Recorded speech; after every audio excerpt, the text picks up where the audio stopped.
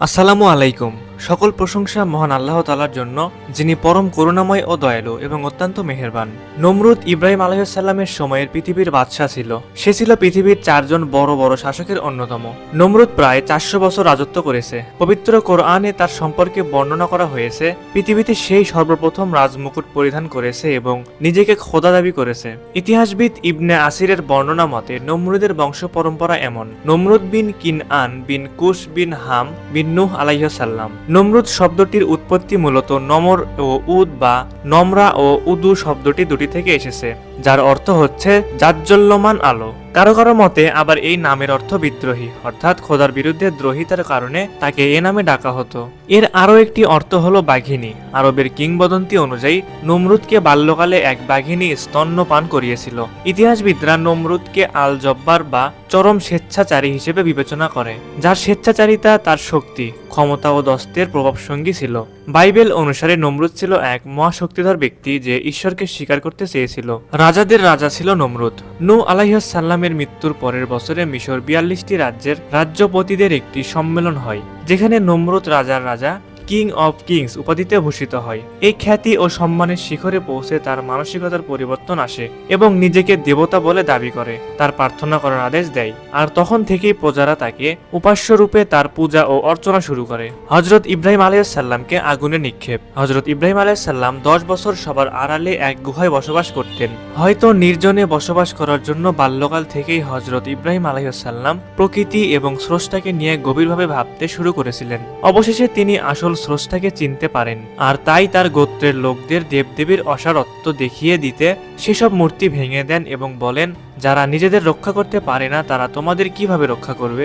এর ফলে হযরত ইব্রাহিম আলাইহিস সালামকে বন্দী করা হয় এবং নমরুদের দরবারে নিয়ে যাওয়া হয়। তাকে জিজ্ঞাসা করা হয়, হে ইব্রাহিম, তোমার রব কে? তিনি জবাব দিলেন, যিনি এক, যার কোনো শরিক নেই, তিনি আরশের অধিপতি। নমরুদ রেগে গিয়ে তার লোকদের বলল, ওকে পুড়িয়ে ফেলো, সাহায্য করো তোমার দেবতাদের, যদি একান্তই তাদের জন্য কিছু করতে চাও তোমরা। সূরা আম্বিয়া আয়াত 68। নমরুদ বলল, একটি অগ্নিকুণ্ড তৈরি করো আর হযরত ইব্রাহিম আলাইহিস সালামকে জ্বলন্ত আগুনে ফেলে দাও, আর পাহারা দাও যেন তার কোনো সাহায্যকারী তাকে সাহায্য করতে না আসে। লোকেরা এক জায়গায় লাকড়ি জোগাড় করে সেগুলোতে তেল ও ঘি ঢেলে তাতে অগ্নি সংযোগ করলো। 7 দিন পর পূর্ণ অগ্নিকুণ্ড তৈরি হলো, কিন্তু সমস্যা হলো হযরত ইব্রাহিম আলাইহিস সালামকে আগুনে নিক্ষেপ করার জন্য কেউ আগুনের ধারে কাছেও পৌঁছাতে পারছিল না। এ সময় ইবলিস পর্যটকের বেশে সেখানে পৌঁছে চরক গাছ তৈরির পরামর্শ দিল। তার পরামর্শে একটা চরক গাছ তৈরি করা হয় এবং তাকে আগুনে নিক্ষেপ করা হয়। মহান আল্লাহ আগুনকে নির্দেশ দেন, হে অগ্নি, তুমি হযরত ইব্রাহিমের জন্য শীতল ও নিরাপদ হয়ে যাও। হযরত ইব্রাহিম আলাইহিস সালাম 40 দিন পর্যন্ত অগ্নিকুণ্ডে ছিলেন। আল্লাহর হুকুমে তিনি সম্পূর্ণ সুস্থ অবস্থায় অগ্নিকুণ্ড থেকে বেরিয়ে এসেছেন। মহান আল্লাহকে হত্যার চেষ্টা চালায় নমরুদ, কিন্তু সে ব্যর্থ হয়। মহান আল্লাহকে হত্যার উদ্দেশ্যে নমরুদ ও তার সেনাপতি প্রস্তুত হয়ে সিন্ধুকে আরোহণ করে ঊর্ধ্বপানে উড়ে চলল। ঊর্ধ্ব আকাশে যখন পৌঁছালো, অর্থাৎ যেখান থেকে আকাশ বা পৃথিবীর কিছুই আর দেখা যায় না, এরপর নমরুদ তীর নিক্ষেপ করার প্রস্তুত নিল। তারপর একের পর এক তারা তীর উপরের দিকে নিক্ষেপ করলো। সে সময় মহান আল্লাহ হযরত জিবরাইল আলাইহিস সালামকে বলেন, আমার এই বান্দা যেন নিরাশ না হয়। মহান আল্লাহর কথা শুনে হযরত জিবরাইল আলাইহিস সালাম তীরের মাথায় রক্ত লাগিয়ে তা ফেরত পাঠালো, যাতে নমরুদ বুঝতে পারে যে সে হযরত ইব্রাহিম আলাইহিস সালামের খোদাকে হত্যা করতে পেরেছে। তীর নিক্ষেপ শেষ হলে নমরুদ পৃথিবীর বুকে ফিরে আসে। মাটিতে অবতরণ করার পর নমরুদের রক্ষীরা নিক্ষিপ্ত তীরগুলো কুড়িয়ে নিয়ে এলো। যেগুলো পাওয়া গেল তার সবই ছিল রক্ত রঞ্জিত। নমরুদ রক্তমাখা তীরগুলো দেখে আনন্দে আত্মহারা হয়ে গেল এবং বলে উঠল, নিশ্চয়ই আমরা হযরত ইব্রাহিম আলাইহিস সালামের খোদা এবং স্বর্গের বাসিন্দাদের হত্যা করতে সক্ষম হয়েছি এবং তার সাক্ষ্য বহন করে তীর লেগে থাকায় রক্তই। সুপ্রিয় দর্শক, এবার আমরা নমরুদের ভয়ঙ্কর মৃত্যু সম্পর্কে জানব। পৃথিবীর 4 জন বড় বড় শাসকের অন্যতম একজন নমরুদ। প্রায় 400 বছর রাজত্ব করেছিল সে। খলিলুল্লাহ হযরত ইব্রাহিম আলাইহিস সালামের সময়কালে শাসক ছিল নমরুদ। ইব্রাহিম আলাইহিস সালাম যখন আল্লাহর একত্ববাদের দিকে আহ্বান করলেন, তখন বাদশাহ নমরুদ একত্ববাদের আহ্বানকারী হযরত ইব্রাহিম আলাইহিস সালামকে চ্যালেঞ্জ দিয়ে জিজ্ঞাসা করলো, সে কেমন প্রভু যার প্রতি তুমি মানুষকে আহ্বান করছো?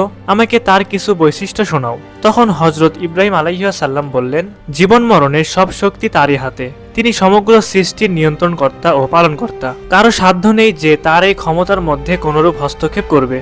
হযরত ইব্রাহিম আলাইহিস সালামের এ প্রশ্নের উত্তরে নির্ধারিত হয়েছিল যে একচ্ছত্র ক্ষমতার অধিকারী শুধুই আল্লাহ তাআলা। তারপরও নমরুদ নিজেকে জীবন মৃত্যুর ক্ষমতার অধিকারী বলে দাবি করে। মৃত্যুদণ্ড প্রাপ্ত দুজন কয়েদিকে ডেকে এনে একজনকে ফাঁসি আর একজনকে ক্ষমা করে মুক্তির নির্দেশ দেয়, আর বলে আমি নিজেও মানুষকে জীবন দান করি এবং মৃত্যু ঘটাই। সঙ্গে সঙ্গে হযরত ইব্রাহিম আলাইহিস সালাম বললেন, জীবন মৃত্যুর বিষয়টি থাকুক, মানুষের সাধারণ বুঝের প্রতি খেয়াল করে তিনি বললেন, প্রকৃতির সাধারণ একটি ক্ষেত্রে তোমার শক্তি পরীক্ষা করে দেখাও। নমরুদ নিজেকে সূর্য দেবীর অবতার মনে করত।